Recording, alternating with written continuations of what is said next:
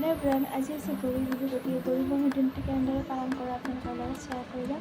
আপুনি ভিডিঅ'টো শেষলৈকে চাই যাব আৰু যদি ভাল লাগে লাইক কমেণ্ট শ্বেয়াৰ ছাবস্ক্ৰাইব কৰি দিব। যিহেতু আমাৰ গৰু নাই, গতিকে মায়ে আমি ঘঁহিবৰ বাবে অকণমান মাহ হালধি বটি দিলে। তাৰপিছত দুপৰীয়া সেতে অকণমান লোকেল মাংস আনিছিল বিহু বুলি, তাকে বনোৱা গ'ল। তাৰপিছত মায়ে গধূলি মন্দিৰত অকণমান প্ৰসাদ দিলে। তাৰপিছত মায়ে আৰু মই এনেকৈ লাও পল্লা পিঠা বনাবলৈ ল'লোঁ। মায়ে এফালে পিঠা বনাই দি আছে, মই এফালে ভাজি আছোঁ। আপোনালোকে পিছে পিঠা লাড়ু বনালে নাই জনাবচোন। এনেকৈ মই ভাজি মই মিঠাই দি আছোঁ। এনেকৈ মোৰ পিঠা হৈ গ'ল ৰেডি। কেনেকুৱা হ'ল জনাবচোন।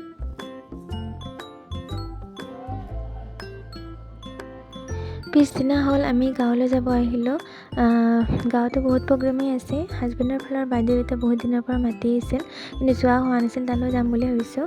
আহোঁতে ৰাস্তাত সাংস্কৃতিক শোভাযাত্ৰা চলিছিল, তাকো অকণমান দেখুৱালোঁ। তাৰপিছত ঘূৰি পকি আহি ঘৰ পালোঁ, মাহঁতৰ ঘৰ। মাহঁতে অকণমান ছাগলী মাংস আনিছিল, তাকে হাজবেণ্ডে বনাবলৈ ল'লে। তাকো অকণমান শ্বেয়াৰ কৰিলোঁ আপোনালোকৰ লগত। তাৰপিছত পিছদিনা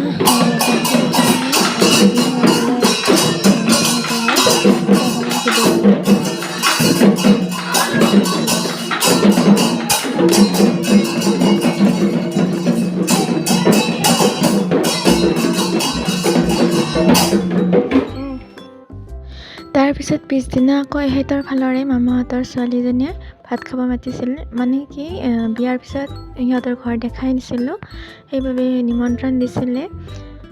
তাকে অকণমান পৰিৱেশটো দেখুৱাই দিছোঁ।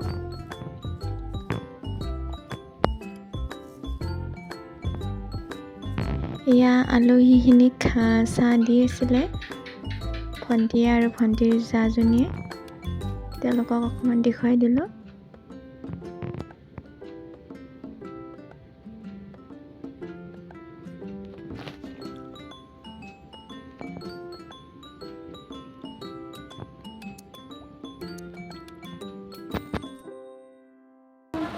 অলপমান নালে তাতে আছে না আচাৰ মানুহ তাক দেখাই না খা বাবু খাই দিয়া।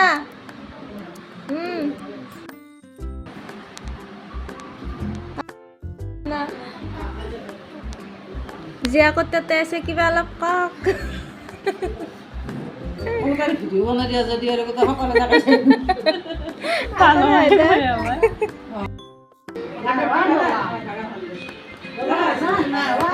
অকণমান দেখাই দিছোঁ দিয়ক মায়ে তক অলপমান চিনটো আহটো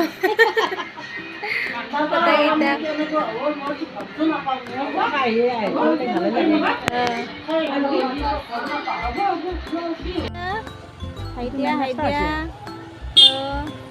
ক'ত আহিছা আজি আমি? তোমালোকৰ তাতে আহিছোঁ না, ঘৰ দেখা নাছিলোঁ নহয়। এনেকৈ